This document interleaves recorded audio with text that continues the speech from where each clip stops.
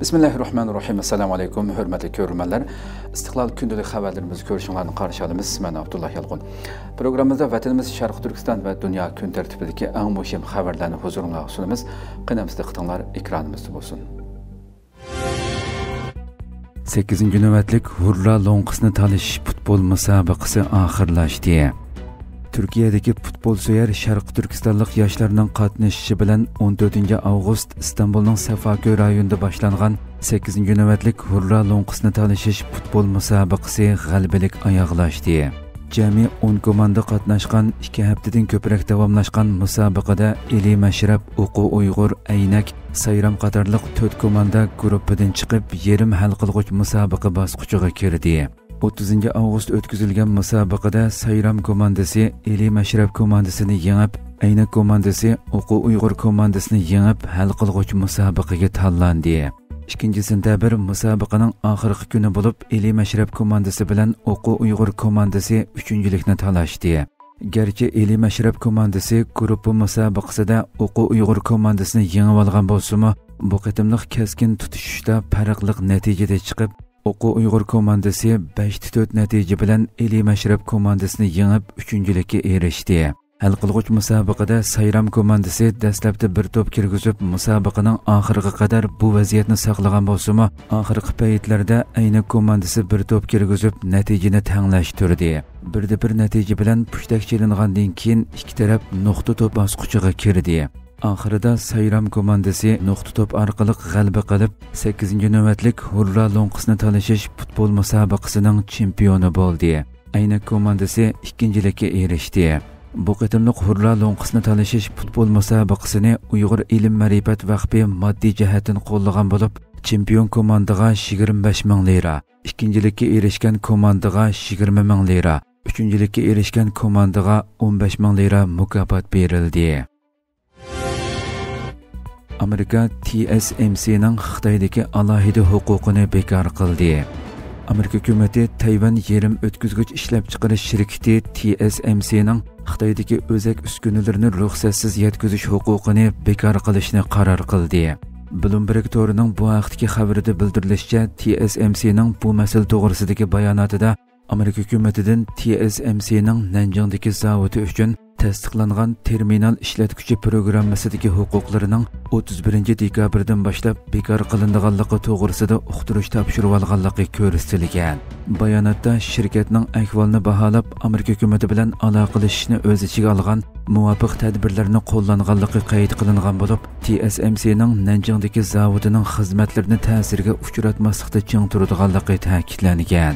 Ma'lum bo'lishicha, tasdiqlangan terminal ishlatuvchi programmasiga asosan chet ellik o'zak ishlab chiqaruvchilarning Xitoyda yerim o'tkazgich ishlab chiqarish uchun Amerikada yasalgan uskunalar, yumshoq detallar va texnikalarning ko'p qismini rasmiyatsiz eksport qilishiga yo'l qo'yildi ekan.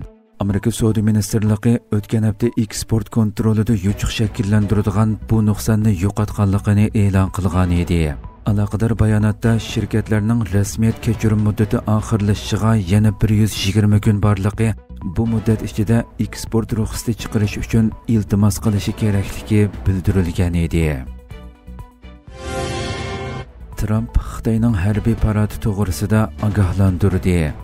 Shimoliy Koreya rahbari Kim Jong-un va Rossiya prezidenti Vladimir Putin Shi Jinping bilan Beijingdagi cho'ng harbiy paradda bir yerga jam bo'lgan bo'lib, bu uchrashuv Amerikaning ogohlantirishiga duch keldi.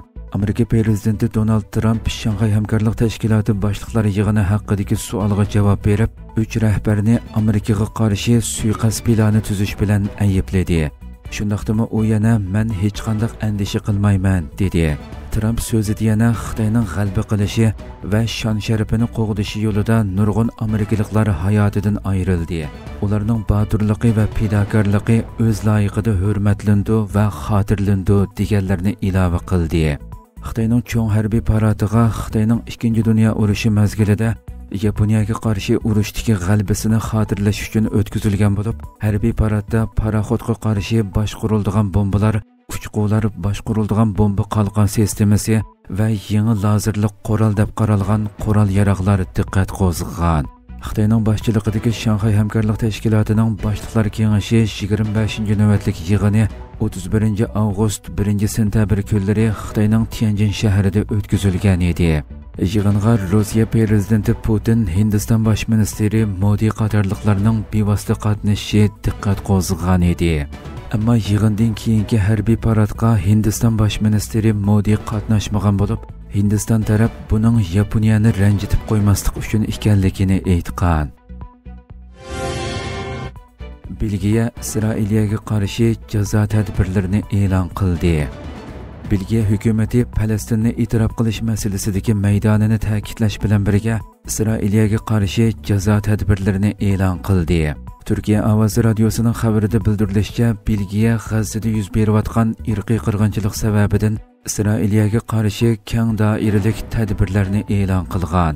Bu tadbirlar jazolarni kengaytirilgan qurol-yarog' embargosini, shundaqla ishg'oliyat ostidagi zaminlarga joylashgan qonunsiz Isroiliya ko'chmanlar o'ldiroq rayonlarida ishlab chiqarilgan tovar va mulozimatlarning import qilinishini cheklashni o'z ichiga oladi ekan.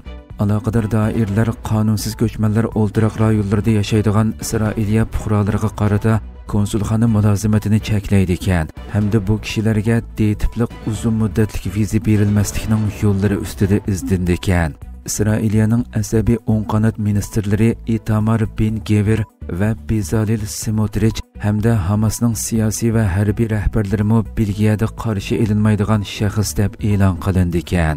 Belgiya Federativ taftish mahkamasi yana Isroiliya yoki ishg'oliyat ostidagi Falastin zaminida xalqaro insonparvarlik qonuniga ig'ir darajada xiloflik qilgan Belgiya fuqarolarini sudlashga mas'ul bo'ladi ekan.